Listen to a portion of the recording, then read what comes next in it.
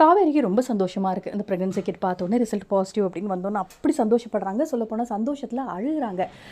இந்த குழந்தை வந்துடும், இந்த குழந்தையாவது நம்ம 2 பேரும் சந்தோஷமாக சேர்த்து வைக்கும்.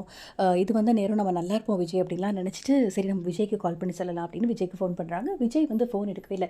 என்ன இப்படி பண்ணுறீங்க, ப்ளீஸ் ஃபோன் எடுங்க, இந்த டைமில் இப்படி பண்ணாதீங்க அப்படின்னு சொல்லி திரும்ப ட்ரை பண்ணும்போது ஃபோன் எடுக்கலை.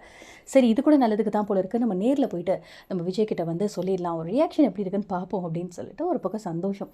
இப்போ காவேரி வெளியில் வந்ததுக்கப்புறமா காவேரியை பார்த்தோன்னே எல்லாருக்கும் என்ன காவேரி முகம் இப்படி மலர்ச்சியாக இருக்குது, என்ன ரொம்ப பிரகாசமாக இருக்குது, என்ன காவேரி, என்ன எதுவும் குட் நியூஸா, என்ன ஏதாவது சொல்லு அப்படின்னு சொல்லிட்டு கேட்கும்போது, அதெல்லாம் ஒன்றும் இல்லையே, நான் நல்லா தான் இருக்கேன், குட் நியூஸ் என்ன இருக்குது என்கிட்ட அப்படிங்கிற மாதிரி சமாளிச்சுட்டு போகிறாங்க. இப்போ விஜய் வீட்டுக்கு வந்து எட்டி பார்க்குறாங்க. விஜய் வீட்டில் இல்லை. அப்போ மாமி வந்து சொல்கிறாங்க, என்ன காவேரி, யாரை தேடுற, விஜய் தானே தேடிட்டு வரேன் அப்படின்னா, ஆமாம் விஜயை தான் தேடிட்டு வரேன், அவன்லாம் வீட்டில் இல்லை.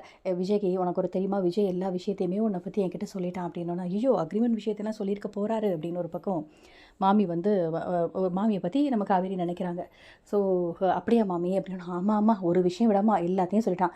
இங்கே பாரு காவேரி, நீ கழுத்தில் தாலி போட்டிருக்கல அப்படின்னா, ஆமாம் மாமி போட்டிருக்கேன் அப்படின்னா, ஒரிஜினல் தானே, ஆமாம் மாமி, உன் வீட்டுக்கார கட்டினது தானே, ஆமாம் மாமி, அப்போ அது உண்மையான கல்யாணம் தானே, என்ன மாமி குழப்புறீங்க அப்படின்னா, ஆமாம் மாமி அப்படின்ன உடனே, இல்லை உனக்கு கல்யாணம் ஆன விஷயம் தெரியாமல் தானே விஜய் உன்னை வந்து நினச்சிட்டே இருக்கான், நீ போய்ட்டு உன் புருஷனோட சந்தோஷமாக வாழு, உன் புருஷன் உன்னை நினச்சி தானே இருப்பான், அப்படி இருக்கிறப்ப விஜய் உன் பின்னாடி சுற்றுறது நல்லாவா இருக்குது, நீ கல்யாணம் ஆனவர் தெரிஞ்சும் தெரியாமல் விஜய் வந்து நான் லவ் பண்ண ஆரம்பிச்சு இப்போ வரைக்கும் மறக்க முடியாமல் உட்காந்துருக்கா விஜய்க்கு நான் வேணா என் சொந்தத்தில் போய் நல்ல பொண்ணாக பார்த்து நான் கல்யாணம் பண்ணி வச்சிடறேன், நீ எதுவும் கவலைப்படாத, நீ உன்னோட புருஷனோட சந்தோஷமாக வாழணும், இதுதான் காவேரி நான் உன்கிட்ட சொல்கிறேன் அப்படின்னா, ஐயோ விஜய் எப்படி சொல்லி வச்சிருக்காரு பாரு, கொஞ்சம் கூட மனசாட்சி இல்லை, நான் என்ன ஒரு சந்தோஷமான விஷயம் வந்து சொல்ல வந்தேன், ஆனால் இப்படி மாற்றி சொல்லி வச்சிருக்காரு, ஏன் என் மனசு எவ்வளோ காயப்படுத்துறாருன்னு தெரியல அப்படின்னு சொல்லி காவேரிக்கு ரொம்ப அழுகையாக வருது.